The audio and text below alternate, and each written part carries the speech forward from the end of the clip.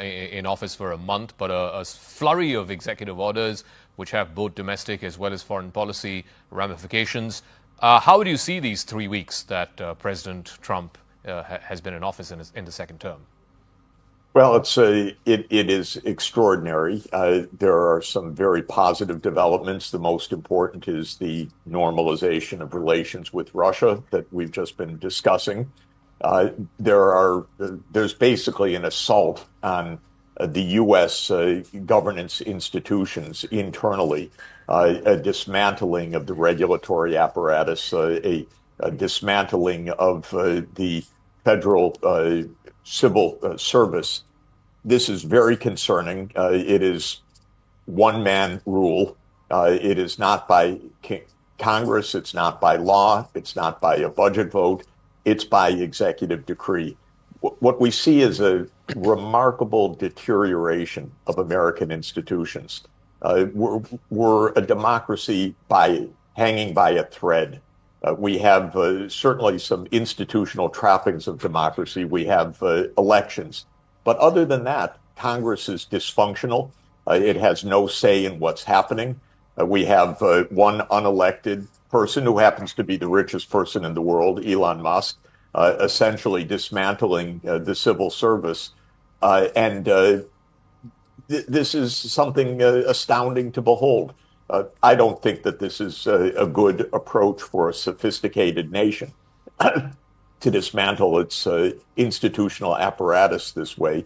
I actually don't think we need that kind of revolution inside the United States. What we need is rationality, plans, organization, explanation. We're not getting any of that right now. We're really getting a wave of noise, of tsunamis. We don't know exactly what, but what strikes me overall is that it's one person rule because it's all on the basis of executive decrees.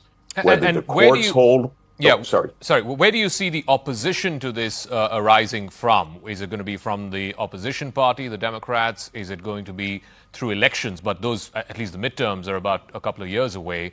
Or do you see it from the courts effectively staying this kind of executive orders? It's a little hard to know. If the Supreme Court says, well, the executive has all the power, the Supreme Court could hand over essentially the institutional apparatus to the president. This has happened in history. There was a Roman Republic, which became a Roman Empire.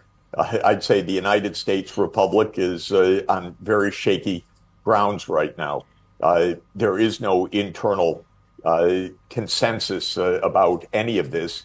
The Democratic Party is in an utter state of shock.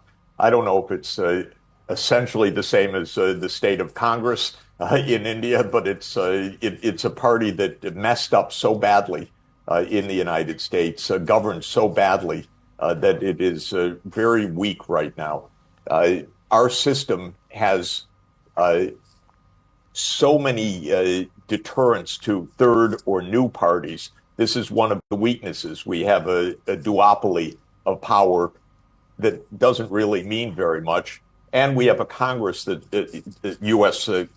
Parliament, that is so corrupted by campaign finance that it can't even think straight anymore, can't even defend its own prerogatives, which are in the Constitution, vis-a-vis the executive branch. So this is an adventure for the United States. The rest of the world should watch with concern. But this is, to a large extent, an internal matter. What matters for the rest of the world is how the United States acts vis-a-vis the rest of the world, and especially if it acts peacefully or not peacefully. I want to talk about the ramifications for the rest of the world. Twofold. One, I want to talk about this whole business of reciprocal tariffs. Trump, in the barely 1 month that he's been in office, has already announced tariffs against Canada and Mexico, which he's put on pause. He's announced and implemented tariffs against China. There's 25% straight-up tariffs on aluminum and steel across the board. And, of course, last week he announced reciprocal tariffs across the board again for anyone who trades with the United States. How do you likely see the rest of the world responding to this? Well, the rest of the world should do or will do two things. One is the rest of the world will put measures against U.S. trade on a bilateral basis. So there will be a response. There will be a response from China. There will be a response from other countries. In other words, the U.S. will become more isolated in international trade. The second thing is the rest of the world should continue to have an open trading system. What Trump is doing makes no sense economically. It's not somehow favorable for the United States. It's not somehow the U.S. Gaining and hurting the rest of the world. This is self-damage of the U.S. It's going to make the U.S. Poorer. It's going to make the U.S. Less dynamic. It's going to make the U.S. Less connected with the rest of the world. It's no advantage for the United States. It's just a mistake. It's based on, frankly, 17th century ideas of mercantilism, that if you have a trade deficit, something is wrong. It's simplistic, and that's where we really are right now. But for the rest of the world, stay open, continue to trade. This is why economic growth is rapid. This is why India is growing rapidly. I was just in Ethiopia for the African Union Summit. They're achieving 8% per year growth. Southeast Asia is growing rapidly. China is growing rapidly because of open trade.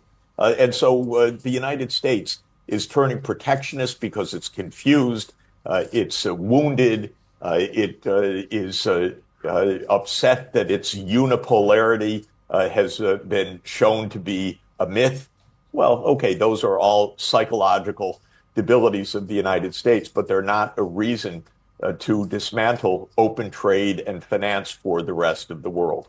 The economic argument, of course, just doesn't seem to make sense as to why the Trump administration would go on this almost trade war with its biggest trading partners, because ultimately, prices increase and American consumers end up paying more. But the political argument, again, please feel free to correct or explain to our viewers why this political argument is flawed. The political argument is, the industrial Midwest of the United States lost all its manufacturing jobs because China started manufacturing and India started manufacturing and all the rest of the world started manufacturing because of these open trading systems.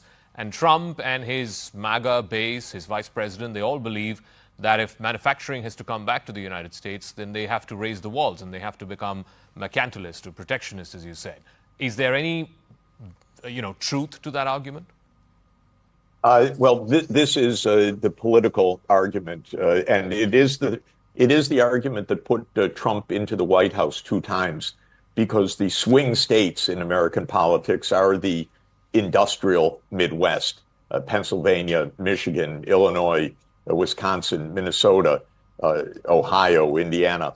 And Trump has won the industrial states by saying, I'm going to bring back jobs. What he doesn't understand is a very basic point. The real loss of jobs is to the robots. It's to the artificial intelligence. It's to the digital systems. You go to any factory. I tour factories all the time since I'm a development economist. There aren't jobs in factories in the kinds of industries that Trump is dreaming of. You go to an automobile factory anywhere in the world, by the way, anywhere. It has no people in it. It's got robots assembling the automobiles, and this is the future. So that's fine. People don't have to work in factories. They can work in other places and have a very good life and be very remunerative. Trump is trying to bring back jobs that don't exist. They don't even exist in China. I went recently on an assembly line in China.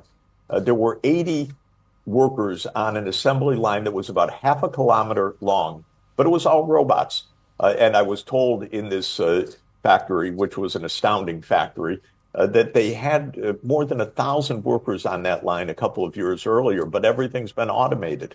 So the idea that you're going to bring back jobs this way is just wrong.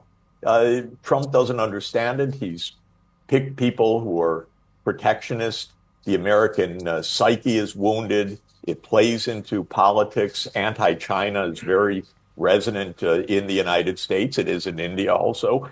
but I don't think it's correct or accurate personally. I think we need decent relations everywhere in the world. So the point is it has worked politically, but it will not work economically. And the American people will come to see that what Trump has on the agenda of dismantling the government, of pulling out of the climate agreement, of giving the green technologies over to China and India and others, this isn't going to lead to any kind of prosperity for the United States. And one final part, as we come to the concluding part of this interview, what's going on in Gaza? So you had Netanyahu, the first head of government to visit the White House in the Trump second term. Trump has said he wants to make Gaza into the Riviera of the Middle East, no right to return for the Palestinians. He wants Egypt and Jordan to, take in more of these Palestinian refugees. Do you see any of this going anywhere? Or if you can sort of, separate the sound and fury, and obviously this has caused a lot of outrage in the Arab world, what is Trump playing at? What is he trying to get to? The situation is straightforward. There needs to be a state of Palestine alongside a state of Israel. This is the only way to peace. Israel has become increasingly violent and militaristic to prevent a state of Palestine from emerging. American politics is completely in the hands of the so-called Israel lobby. And it has been, no matter which administration, Democratic or Republican, for decades. In my view, the United States gave over its foreign policy to Israel. This is ridiculous. American interests are not served by perpetual war, violence, massacres, war crimes committed by Israel in Gaza and increasingly, by the way, in the West Bank these weeks. Now, Trump, if he wants a successful presidency, should aim for peace, not only in Ukraine, but also in the Middle East and in East Asia. It's not hard to achieve. The United States should change its veto of Palestine, which it vetoed last year in the UN Security Council, to a pro vote.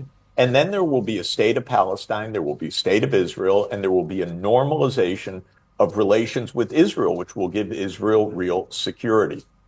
What we're watching right now and asking is Trump, like every other American president, simply in the hands of the Israel lobby? We don't know the answer. If he has any sense, he'll save his administration and change direction as he has done with Ukraine. It's too early to say whether he will wise up or whether he'll do exactly what Biden did and what Trump did in his first term and what Obama did, which was do whatever Israel has said. I say that Netanyahu is the great wrecker of American presidencies, because Netanyahu, to my mind, is a very violent person who makes no sense. And we ought to say no. There will be a state of Palestine, period, because the world does not want the war in the Middle East to continue. All right, Professor Jeffrey Sachs, we'll leave it at that. Thank you very much for this enlightening conversation, and thank you for your time. Thank you. Great to be with you.